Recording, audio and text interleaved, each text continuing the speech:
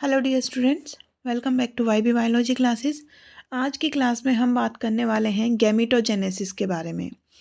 Gametogenesis क्या होती है, इसके कितने टाइप्स हैं, spermatogenesis, oogenesis, structure of sperm, structure of ovum, इन सब को हम डिटेल में स्टडी करने वाले हैं। और ये जो नोट्स हैं, आप इन नोट्स का यूज़ कर सकते हैं पढ़ने के लिए, और ये मोर देन इनफ नोट्स आपको प्रोवाइड किए जा रहे हैं। देन हम बात करते हैं गैमेटोजेनेसिस की कि गैमेटोजेनेसिस आखिर है क्या। तो जो गैमेटोजेनेसिस है ये दो वर्ड से मिलके बना है, गैमीट प्लस जेनेसिस। गैमीट की जेनेसिस मीन फॉर्मेशन, कि गैमेटोजेनेसिस एक ऐसी प्रोसेस है जिसके थ्रू जो हैप्लॉइड गैमीट हैं उनकी फॉर्मेशन की जाती है और उनका डिफ्रेंसिएशन किया जाता है, और जो हैप्लॉइड गैमेट है वो बनाए जाते हैं डिप्लॉइड प्राइमरी जर्म सेल से। कि जो प्राइमरी जर्म सेल है उससे डिप्लॉइड नेचर की है प्राइमरी जर्म सेल, उससे हैप्लॉइड नेचर के गैमेट की फॉर्मेशन की जाएगी, चाहे वो स्पर्म है चाहे वो ओवम है, और फिर उनका डिफ्रेंसिएशन भी किया जाता है इन गैमेटोजेनेसिस। इस डिफ्रेंसिएशन फॉर्मेशन ये सारी जब हम एक एक स्पर्मेटोजेनेसिस oogenesis को पढ़ेंगे तो डिटेल में इन सब की बात करेंगे। गैमेटोजेनेसिस है वो एम्ब्रियोजेनेसिस का फर्स्ट स्टेप है कि एम्ब्रियो तब बनेगा, एम्ब्रियो बनता है जाइगोट से। जाइगोट कब बनेगा? जब फर्टिलाइजेशन होगा। फर्टिलाइजेशन किसका होगा? गैमीट्स का होगा। और जब गैमीट बनेंगे तभी आगे चल के सारी प्रोसेस बनेंगी। तो गैमीट का बनना ही फर्स्ट स्टेप है एम्ब्रियोजेनेसिस का। जो गैमेटोजेनेसिस प्रोसेस है वो स्टार्ट होती है जब ऑर्गेनिज्म सेक्सुअल मैच्योरिटी को अटेन करता है, कि जब सेक्सुअल मैच्योरिटी आएगी, जब प्यूबर्टी आएगी, तब गैमेटोजेनेसिस की प्रोसेस होना स्टार्ट होगी।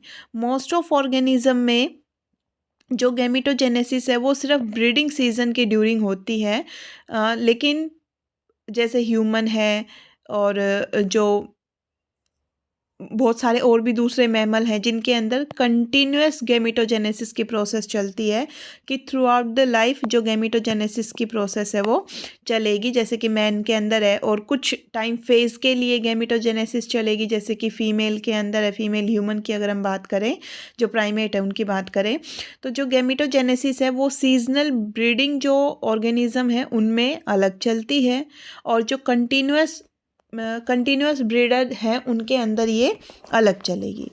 टाइप ऑफ गैमेटोजेनेसिस की बात करें तो दो टाइप की गैमेटोजेनेसिस होती है, स्पर्मेटोजेनेसिस एंड oogenesis। मीन कि स्पर्म कैसे बनेगा, कैसे उसका डिफ्रेंसिएशन होगा, एंड ओवम कैसे बनेगा, ओवम की जो फॉर्मेशन की जो प्रोसेस है वो oogenesis, स्पर्म की जो फॉर्मेशन की जो प्रोसेस है उसे स्पर्मेटोजेनेसिस। तो अभी हम डिस्कस करने वाले हैं स्पर्मेटोजेनेसिस को। तो जो स्पर्मेटोजेनेसिस है इसका मतलब क्या है? ये spermatogenesis is the process of formation of haploid microscopic and functional male gamete, जिसे हम स्पर्मेटोजोआ भी नाम देते हैं, फ्रॉम डिप्लॉयड रिप्रोडक्टिव सेल्स, जिन्हें हम नाम देते हैं स्पर्मेटोगोनिया या फिर स्पर्म मदर सेल। कि जो स्पर्मेटोगोनिया है, जो स्पर्म मदर सेल है, वो डिप्लॉयड नेचर की, और उस डिप्लॉयड नेचर की जो स्पर्म मदर सेल है स्पर्मेटोगोनिया है, उससे हैप्लॉइड नेचर का माइक्रोस्कोपिक एक फंक्शनल मेल गैमेट बनता है जिसे हम स्पर्मेटोजोआ नाम देते हैं। जो स्पर्मेटोजेनेसिस है ये प्रोसेस होती है मेल की टेस्टिस के अंदर, और ये प्यूबर्टी अटेन करने के बाद ही ये प्रोसेस कंटिन्यू होती है, ये प्रोसेस चलती है और एज के साथ ये चलती रहती है। जो रेट है स्पर्मेटोजेनेसिस की वो ओल्ड एज के साथ धीरे धीरे कम होती जाएगी, क्योंकि बॉडी के अंदर जो टेस्टोस्टेरोन का जो सीक्रेशन है वो कम होता जाएगा। लेकिन ये कभी बंद नहीं होती, कि ऐसे जैसे फीमेल के अंदर क्लियर कट मीनोपॉज आता है, वो क्लियर कट मीनोपॉज मेल के अंदर नहीं आता। लेकिन एज के साथ टेस्टोस्टेरोन का सीक्रेशन कम होने की वजह से जो स्पर्मेटोजेनेसिस की प्रोसेस है, जो उसका रेट है वो स्लो डाउन हो जाएगा। जो अडल्ट मेल है वो करीब करीब एक दिन में 10 की 12 टू 10 की 13 नंबर ऑफ स्पर्म प्रोड्यूस करता है। अगर हम बात करें कि जो स्पर्मेटोजेनेसिस है उसमें कितना टाइम लगेगा, तो जो ह्यूमन के अंदर स्पर्मेटोजेनेसिस की प्रोसेस है, ह्यूमन एक कंटिन्यूअस ब्रीडर है, इसके अंदर जो स्पर्मेटोजेनेसिस है वो थ्रू आउट द लाइफ चलेगी। प्यूबर्टी अटेन करने के बाद ये 74 डेज़ में कंप्लीट होती है। और जो स्पर्म है उसका जो लाइफ स्पैन है वो मैक्सिमम 5 डेज़ का है, 3 to 5 डेज़। जो सीजनल ब्रीडिंग एनिमल्स हैं उनके अंदर जो टेस्टीज़ हैं उनकी टेस्टीज़ में टेस्टिकुलर साइकिल चलती है जब उनका ब्रीडिंग सीजन आता है। और जो कंटिन्यूअस ब्रीडर हैं उनके अंदर ऐसी कोई टेस्टिकुलर साइकिल पर्टिकुलर सीजन में नहीं चलती, थ्रू आउट द ईयर वो चलेगी।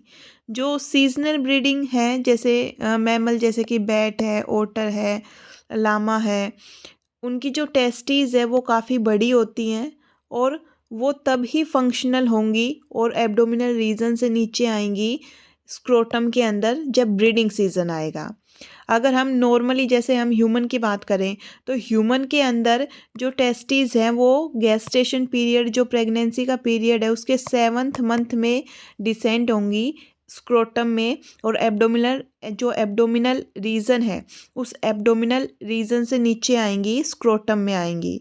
एब्डोमिनल रीजन में लाई नहीं करती हैं, 7th मंथ में डिसेंड हो जाएंगी और थ्रू आउट द ईयर वो स्पर्मेटोजेनेसिस की प्रोसेस करती रहेंगी। लेकिन जो सीजनल ब्रीडर है उनके अंदर ऐसा नहीं होता। जब सीज़न आता है ब्रीडिंग का उसी ड्यूरिंग, जैसे बैट है, ओटर है, लामा है, तो जब सीज़न आएगा ब्रीडिंग सीज़न उसी ड्यूरिंग जो टेस्टीज़ हैं वो स्क्रोटम में डिसेंड होंगी, एब्डोमिनल रीजन से नीचे आएंगी, लार्ज होंगी और फंक्शनल होंगी।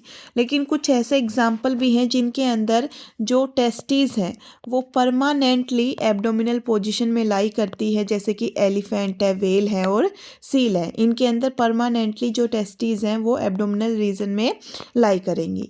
अब हम जो मैकेनिज़्म है स्पर्मेटोजेनेसिस का उस प्रोसेस को देखते हैं कि जो स्पर्मेटोजेनेसिस है उसे हम 2 पार्ट में डिवाइड करेंगे। पहला तो होगा स्पर्मेटिड की फॉर्मेशन, दूसरा होगा स्पर्मियोजेनेसिस या फिर स्पर्मेटिलोसिस। जो स्पर्मेटिड की फॉर्मेशन है पहले हम उसे देखते हैं, देन स्पर्मेटिड से स्पर्मेटोजोआ कैसे बना वो हम स्पर्मियोजेनेसिस की प्रोसेस में पढ़ेंगे। तो फॉर्मेशन ऑफ स्पर्मेटिड की बात करें तो जो स्पर्मेटिड की फॉर्मेशन है इस प्रोसेस को हम 3 फेज़ में डिवाइड करते हैं। मल्टीप्लिकेटिव फेज़ की डिवाइड करेगा, माइटोसिस होगी। ग्रोथ फेज़ साइज बढ़ेगा, मैचुरेशन फेज़ मियोसिस होगी। यहाँ पर मैचुरेशन किया जाएगा, जो सेल की ग्रोथ हुई है उसे मैच्योर बनाया जाएगा। जो मल्टीप्लिकेटिव फेज़ है उस मल्टीप्लिकेटिव फेज़ की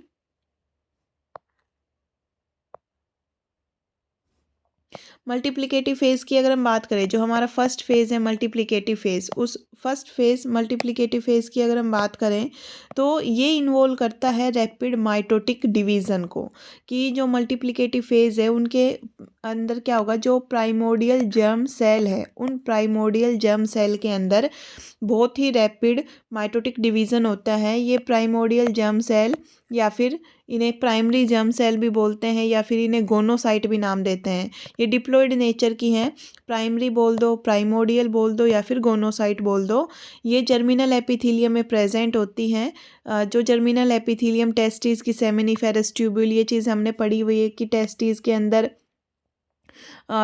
200 से लेकर 250 तक टेस्टिकुलर लोब्यूल होंगे, जिनके अंदर एक लोब्यूल के अंदर 2 से 3 सेमिनिफेरस ट्यूब्यूल मिलते हैं। ये हम लोअर लेवल पे ये चीज़ें पढ़ चुके हैं। तो टेस्टिस के अंदर जो जर्मिनल एपिथीलियम है उस जर्मिनल एपिथीलियम में प्रेजेंट होती है गोनोसाइट या फिर प्राइमरी जर्म सेल या फिर प्राइमोर्डियल जर्म सेल। ये डिप्लॉइड नेचर की होंगी और जो ये जर्म सेल हैं ये डिवाइड करेंगी, और जब ये डिवाइड करेंगी तो बहुत सारे नंबर में ये सेल को बनाएंगी। जो ये सेल्स हैं डिवाइड करने के बाद ये बनाती है स्पर्मेटोगोनिया, स्पर्म मदर सेल को। और हर एक जो स्पर्मेटोगोनियल सेल है वो 12 माइक्रोमीटर का उसका डायमीटर मिलेगा और उसके अंदर एक प्रोमिनेंट न्यूक्लियस मिलेगा।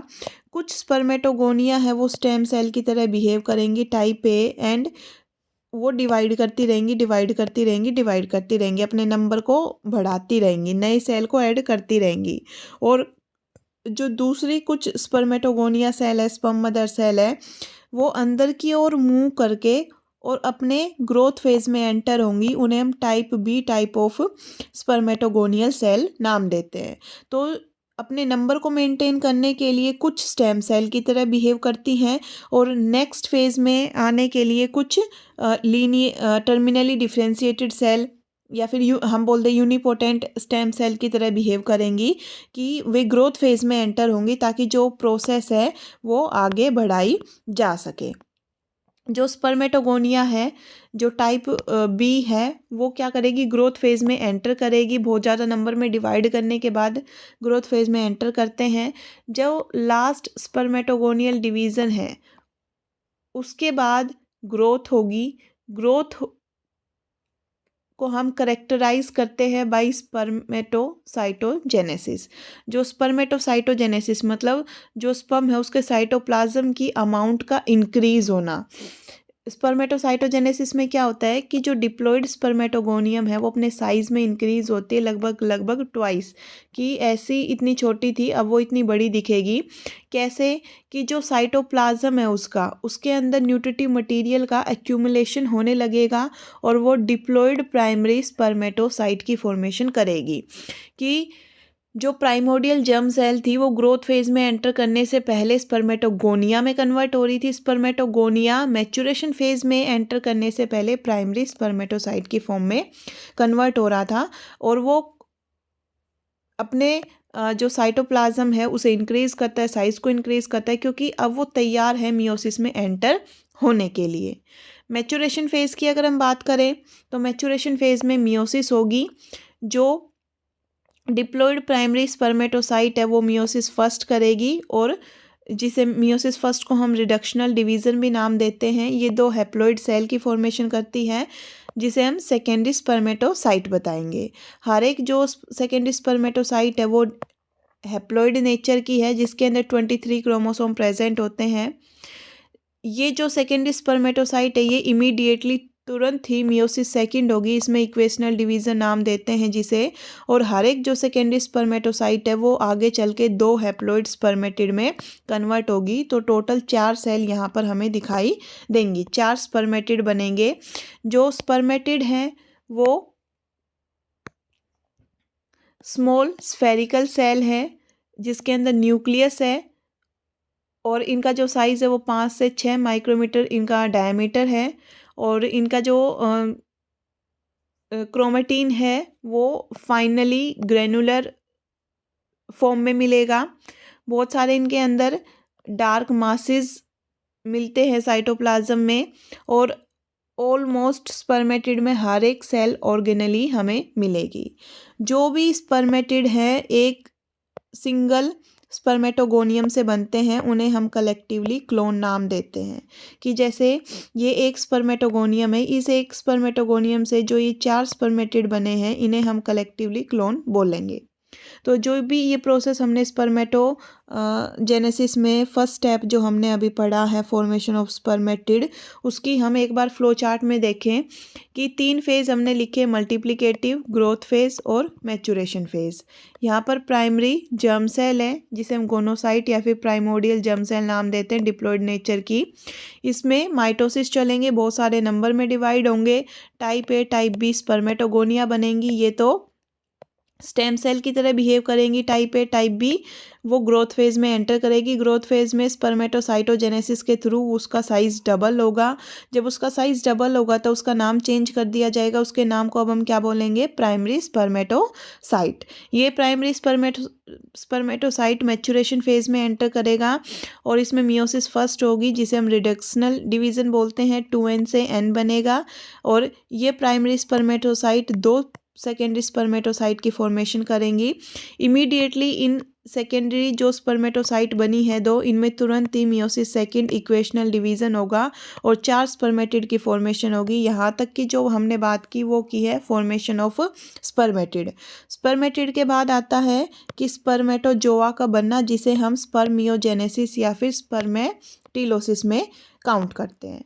अब हम बात करने वाले हैं स्पर्मियोजेनेसिस, स्पर्मेटो टीलोसिस प्रोसेस की। तो जो ट्रांसफॉर्मेशन है एक गोल गोल नॉन मोटाइल बिना फ्लैजिला वाले हैप्लॉइड स्पर्मेटिड का एक फंक्शनल मोटाइल स्पर्मेटोजोआ में कन्वर्जन होना, उस ट्रांसफॉर्मेशन की प्रोसेस को हम नाम देते हैं स्पर्मियोजेनेसिस। इसके अंदर बहुत सारे न्यूक्लियर और साइटोप्लाज्मिक लेवल पे चेंज आते हैं स्पर्मियोजेनेसिस में। अभी जब हम आगे पढ़ेंगे तो आपको समझ में आएंगे कि कैसे न्यूक्लियर और कैसे साइटोप्लाज्मिक जो लेवल पे हम चेंज की बात कर रहे हैं वो इसमें हमें देखने को मिलते हैं। तो जब ये स्पर्मियोजेनेसिस की जब हम बात करेंगे तो जो हेड है वो स्पर्म का हेड डेवलप होगा, वो सर्टोली सेल के अंदर एम्बेडेड होगा जिससे उसे नरिशमेंट मिलेगा। जो सर्टोली सेल है वो क्या काम करती है, नरिशमेंट प्रोवाइड करने का काम करती है। जो मेन पार्ट है स्पर्म के वो हम ऐसे बताते हैं कि जो एक तो होता है हेड, देन हेड के बाद आती है नेक, नेक के बाद आता है मिडल पीस और मिडल पीस के बाद आती है टेल। तो जो ये पार्ट है ये कैसे बने ये अब हम एक्सप्लेन करने वाले हैं स्पर्मियोजेनेसिस की प्रोसेस के थ्रू। कि सबसे पहले हम बात करते हैं कि हेड कैसे बना। फॉर्मेशन ऑफ हेड की अगर हम बात करें कि हेड कैसे बनता है तो हेड के अंदर दो पार्ट होते हैं, न्यूक्लियस और एक्रोसोम।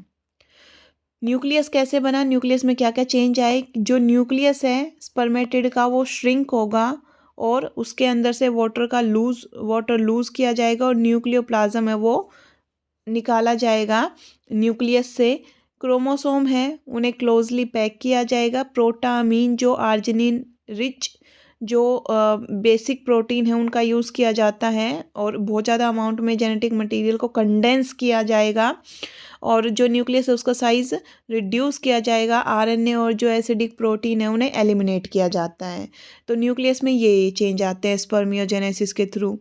एक्रोसोम फॉर्मेशन की बात करें तो जो एक्रोसोम है वो गोल्गी बॉडी से, गोल्गी एपरेटस से डेराइव होता है। तो ये न्यूक्लियस है, इस न्यूक्लियस के ऊपर ये ऐसे गोल्गी कॉम्प्लेक्स, और ये जो गोल्गी कॉम्प्लेक्स है इसमें एक जो गोल्गी कॉम्प्लेक्स है वो प्रो एक्रोसोमल ग्रेन्यूल की तरह एक्ट करेगा, अपने साइज़ को बढ़ाएगा। आस पड़ोस में जितनी भी जो गोल्गी कॉम्प्लेक्स के ग्रेन्यूल हैं उन्हें एनगल्फ करेगा और धीरे धीरे वो एक्रोसोमल ग्रेन्यूल बनाएगा, फिर एक्रोसोमल वेसिकल, और फिर इस तरीके से ये एक्रोसोम यहाँ पर हेड ऑफ न्यूक्लियस के ऊपर बनने लगेगा।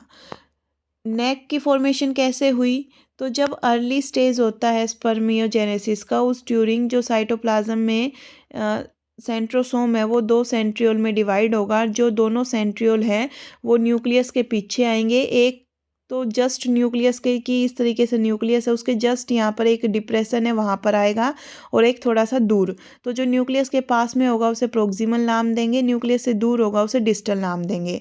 डिस्टल से एक्सोनीम बनेगा और जो प्रोक्सिमल वाला है वो ट्रांसफ़र किया जाता है ओवम के अंदर, और जो ये ट्रांसफ़र किया जाएगा ओवम के अंदर ये ओवम में जाके फर्स्ट क्लीवेज के लिए स्पिंडल फाइबर की फॉर्मेशन करेगा, क्योंकि ओवम में खुद के सेंट्रियोल प्रेजेंट नहीं होते हैं। तो जो प्रोक्सिमल सेंट्रियोल है ये तो परपेंडिकुलर होता है इस लॉन्जिट्यूडनल एक्सिस के, और जो डिस्टल सेंट्रियोल है वो अलोंग द एक्सिस लाई करेगा, और आपस में जो दोनों सेंट्रियोल हैं वो एक दूसरे के परपेंडिकुलर, कि एक इस तरीके से है और एक इस तरीके से है। जो प्रोक्सिमल है वो इस तरीके से प्रेजेंट होता है और जो डिस्टल है वो इस तरीके से है। तो जो एक्सिस है उसके अलोंग और परपेंडिकुलर और आपस में एक दूसरे के परपेंडिकुलर ये प्रेजेंट होते हैं। फिर मैनचीटे कि कैसे बनी, ग्लिया मैनचीटे जो मिडल पीस है वो कैसे बनता है अगर हम उसकी बात करें तो फॉर्मेशन ऑफ मैनचीटे की हम बात करें। मैनचीटे लेयर है, एक होती है ग्लिया मैनचीटे नैबनकन। ये वर्ड थोड़े से कंफ्यूजिंग है लेकिन जैसे हम पढ़ेंगे तो हमारी समझ में इनके बारे में थोड़ी सी हमारी अंडरस्टैंडिंग डेवलप होगी। फॉर्मेशन ऑफ मैनचीटे की बात करें तो जब साइटोप्लाज्म का लॉस होता है तो कुछ पार्ट में एक बहुत पतली सी condensed layer of cytoplasm acrosome की पेरीफेरी के चारों ओर हमें दिखाई देती है, उसको घेरे हुए हमें दिखाई देती है, उसको हम नाम देते हैं मैनचीटे। ये बहुत ही पतली और बहुत ही थिन कंडेंस्ड लेयर होती है जो कि एक्रोसोम और न्यूक्लियस को कवर करके रखेगी। फॉर्मेशन ऑफ मिडल पीस की हम बात करें तो जो माइटोकॉन्ड्रिया है डिफरेंट पार्ट ऑफ स्पर्मेटिड में फैले हुए हैं, वो एक जगह पे आकर जहाँ पर डिस्टल सेंट्रियोल एक्सोनिम की फॉर्मेशन कर रहा है वहाँ पर आकर उसके चारों ओर स्पाइरल फॉर्म में कोयल होंगे, और इस जो ये स्पाइरल फॉर्म में जो अरेंजमेंट है माइटोकॉन्ड्रिया की, वो एक इलोंगेटेड फॉर्म में नैबनकन कही जाएगी। देन हम बात करें फॉर्मेशन ऑफ टेल की, तो जो डिस्टल सेंट्रियोल है वो एक्सोनिम की फॉर्मेशन करता है। सेंट्रियोल होते हैं 9+2 की 9+0 अरेंजमेंट, और एक्सोनिम की होती है 9+2 की माइक्रोट्यूबुल अरेंजमेंट होती है। तो जो डिस्टल सेंट्रियोल है उससे टेल बनेगी।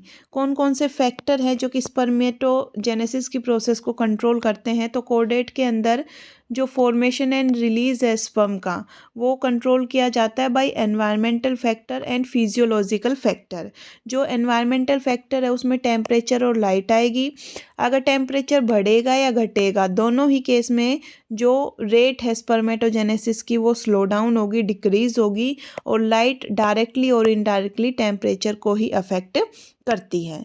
फिर हम बात करें फिजियोलॉजिकल फैक्टर की, तो जो फिजियोलॉजिकल फैक्टर है वो इंक्लूड करता है हॉर्मोन्स को। हाइपोथैलेमस के, एंटीरियर पिट्यूटरी के और टेस्टिस के जो हार्मोन हैं वो फिजियोलॉजिकल फैक्टर में आएंगे। स्पर्मेटोजेनेसिस है वो सेमिनिफेरस ट्यूब्यूल में होगी टेस्टिस की, उसे गोनेडोट्रोपिन जो हार्मोन है एडिनोहाइपोफाइसिस के, जैसे कि एफएसएस फॉलिकल स्टिमुलेटिंग हार्मोन, आईसीएसएच या फिर एलएच ल्यूटिलाइजिंग हार्मोन या फिर इंटरस्टिशियल सेल स्टिमुलेटिंग हार्मोन, ये इसे कंट्रोल करते हैं। जो सीक्रेशन है एफएसएच एंड आईसीएसएच का, उसे रेगुलेट किया जाता है through hypothalamic gonadotropin releasing hormone के थ्रू, कि जो हाइपोथैलेमस है वो रिलीज करता है गोनेडोट्रोपिन रिलीजिंग हार्मोन को, जैसे कि FSH releasing factor, ICSH releasing factor को। फिर ये फर्दर जो एंटीरियर पिट्यूटरी है उसको कंट्रोल करेंगे ताकि वो एलएच और एफएसएच को रिलीज़ करे। जो एलएच है इसे आईसीएसएच भी बोला जाता है, टेस्टिस में जाके ये लेडिक या फिर इंटरस्टिशियल सेल पे वर्क करेगा और जो टेस्टोस्टेरोन है उसका सीक्रेशन करवाएगा।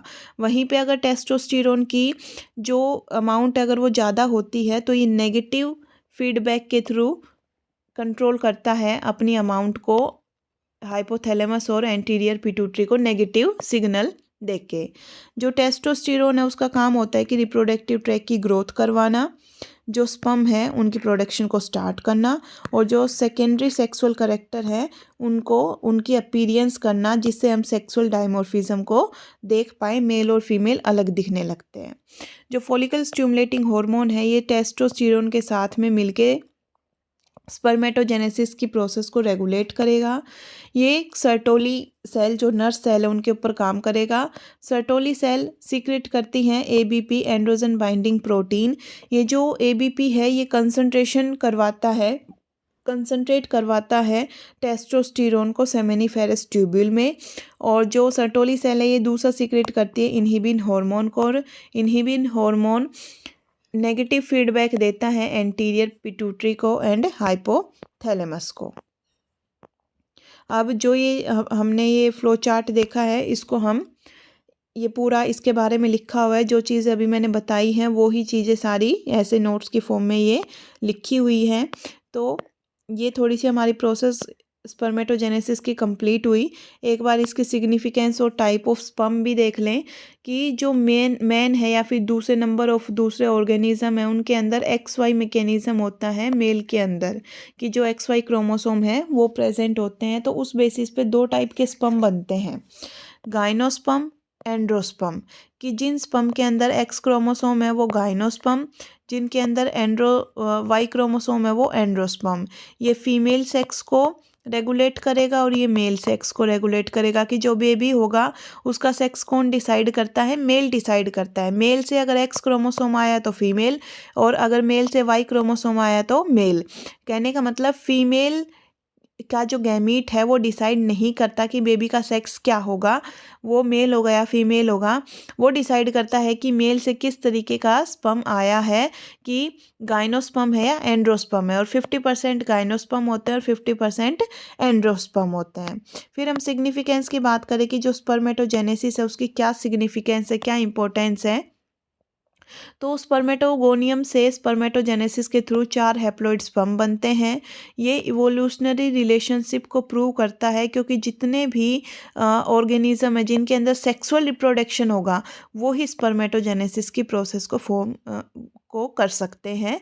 दूसरा, यहाँ पर क्रॉसिंग ओवर होने की वजह से कि जो मियोसिस फर्स्ट है उसके प्रोफेज फर्स्ट में जो डिप्लोटीन स्टेज है वहाँ पर क्रॉसिंग ओवर होने की वजह से वेरिएशन आएंगी।